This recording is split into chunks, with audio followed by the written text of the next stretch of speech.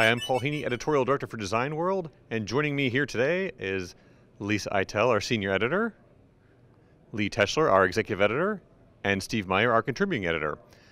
Second full day of NI Week, Wednesday. It was a great day, more great keynotes, some really interesting technical sessions. We were down on the floor with the video camera. Obviously the IoT, the Internet of Things, is always a big topic here at NI Week. Someone today at one of the sessions mentioned it's sort of like the Borg, resistance is futile, so don't even try and avoid it. They had 10 pretty major companies up on stage today talking about how they were involved in the IoT. We saw Intel did some interesting things with wearables. They're partnering with a lot of different companies, consumer fashion brands that many of you probably know, Fossil, Barney's New York, Oakley was one of them. We had PTC did a really neat thing with a bicycle, and they were kind of projecting data onto a live image of the bike. IBM was another interesting one. They had some details on predictive maintenance and how they can cut 30% of the cost and 45% of the downtime by using predictive maintenance. So let's see what everyone else thought was interesting today. Steve, let's go to you first.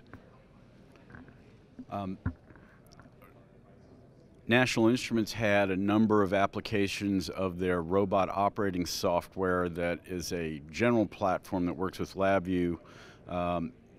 That's a niche for the general robot industry, but for LabVIEW it was particularly interesting because it allowed customers to thread more complex subsystems together. So a robot and vision combination becomes really easy to put together in LabVIEW, where in past it's been a very difficult integration to perform. Student projects are always interesting to see at NI Week, and this year is no exception. One of the standouts was a bicycle built for nobody by students in China. It's actually driven by a little remote control like you'd use for piloting a little radio-controlled plane. It's got a gyroscope that's placed in the back and controls the bicycle simply by noting the steering angle on the handlebars and by adjusting it. There's 3 motors on it, one for the handlebars, one to power the bike, and one for the brakes. And it's pretty interesting to see that thing rolling around a track by itself. The other interesting student project was a wheelchair that can climb stairs by a couple of students in Germany.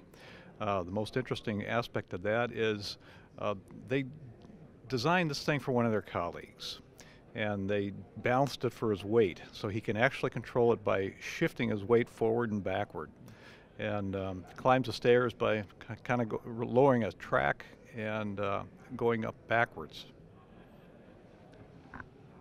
Great. I attended another session today. This was a soft motion session, essentially a hands-on seminar, letting those completely new to LabVIEW to play around with this API and set up a stepper motor system with a compact Rio and the LabVIEW. I found that the session was completely full, so I got the chance to sit with an engineer from Procter & Gamble, Brad Walsh. We worked through the session together. I think the best part about it was that the teachers in the session were really helpful with those of us who had never used LabVIEW before. Thanks, everyone. And if you're watching and you haven't checked out our Cover It Live coverage of NI Week, please check it out. It's at mobilehydraulictips.com, something new we're trying out. And again, we've got some good feedback, but if you have any thoughts, we'd love to hear it. And as always, you can find all your need-to-know engineering videos at www.designworldonline.com. Thanks for watching, and we'll see you tomorrow.